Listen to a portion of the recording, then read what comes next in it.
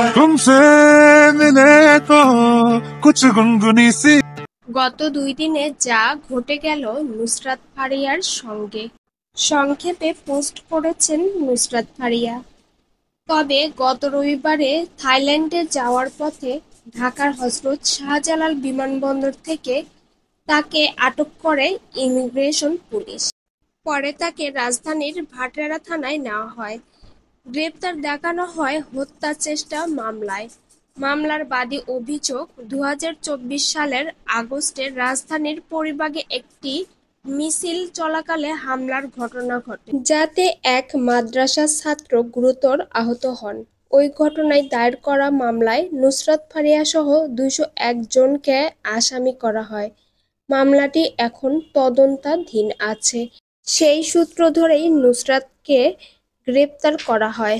এই ঘটনাকে কেন্দ্র করেই নিন্দা প্রকাশ করেন তারকারা, সঙ্গে অনেক সাংবাদিকরা সহ বাহিরের সাংবাদিকরাও।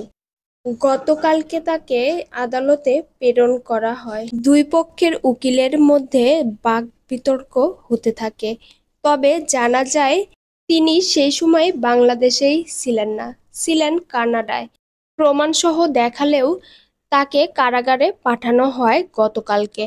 এই সময়ের মধ্যে বিতর্ক ছড়িয়ে পড়ে, মুজিব সিনেমা করার জন্যই কি তাহলে গ্রেপ্তার দেখানো হয়েছে? মুজিব সিনেমাতে তিনি শেখ হাসিনার চরিত্রে অভিনয় করেছিলেন।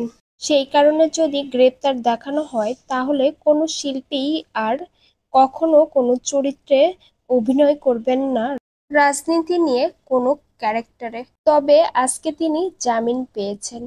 সেই সঙ্গে ফেসবুকে একটি পোস্ট দিয়েছেন, জীবনের সবচেয়ে মুহূর্ত সময় পার করেছি এই 2টা দিন।